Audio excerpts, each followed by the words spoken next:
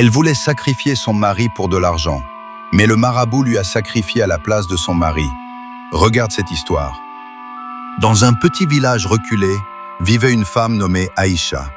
Aux yeux des autres, elle était douce, respectueuse et profondément attachée à son mari. Mais derrière ce visage calme se cachait une ambition dévorante, celle de devenir riche, coûte que coûte. La pauvreté la rongeait. Chaque jour, elle regardait les autres vivre dans l'abondance, pendant qu'elle et son mari peinaient à joindre les deux bouts. Peu à peu, son cœur s'endurcit, et une idée sombre commença à germer dans son esprit.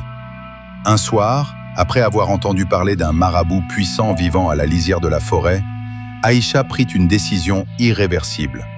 Elle irait le voir, et elle accepterait n'importe quel prix pour devenir riche. Le lendemain, elle se rendit chez le marabout. L'homme, mystérieux, vêtu de noir, semblait déjà connaître la raison de sa venue. Sans même qu'elle ne parle, il lui dit d'une voix grave : « Tu veux de l'argent, beaucoup d'argent, mais es-tu prête à donner ce que tu as de plus précieux ?»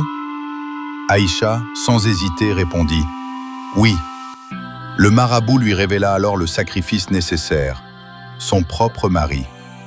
Un silence lourd envahit la pièce. Mais au lieu de reculer, Aïcha accepta.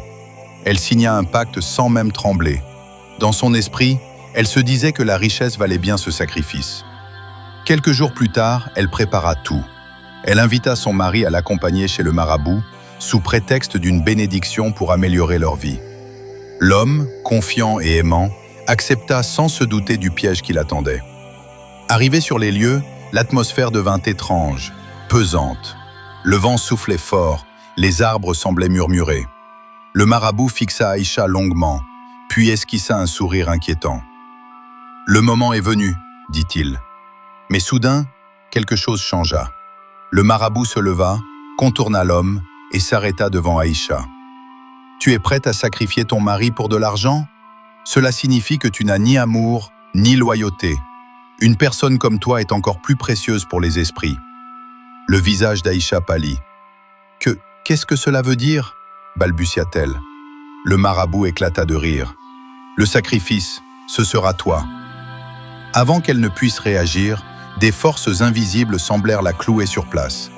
Elle cria, supplia, implora son mari, mais il était déjà trop tard. Son mari, choqué, tenta d'intervenir, mais une force mystérieuse le repoussa violemment. En quelques instants, tout était terminé. Le silence retomba. Le marabout se tourna vers le mari encore tremblant. « Rentre chez toi et n'oublie jamais, la cupidité détruit toujours celui qui la porte. » L'homme repartit, bouleversé.